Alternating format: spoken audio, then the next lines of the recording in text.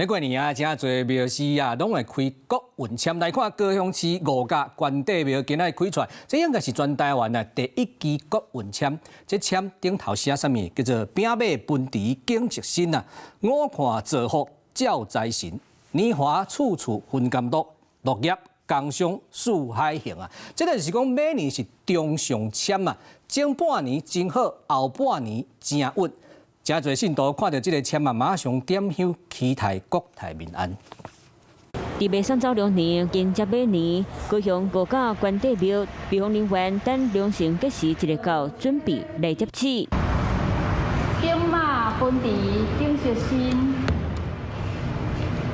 五看造福照财神。 倒头伫咧边仔记录写作签诗，未来佫着开出每年上早的国运签，内容是中上签，代表前旺后稳，顶半年有利，后半年平稳。丙马年就像骏马奔驰一样，带来全新的局面与气象。去年跟今年一样，强调的是行善造光明。签诗内容：兵马分池景吉新，五看造福照财神，年华处处分甘露，乐业工商四海行。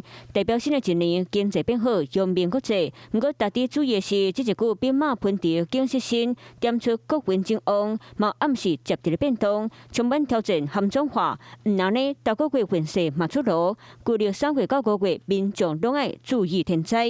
行善积德和气，暗示民意对德行要非常的高，好运自然整年的累积就会呈现一个丰收之年。真侪信徒抢先了解国家运势，若签诗内容跟年底大选局势，或者是国际变局敢有牵连，外界继续关注。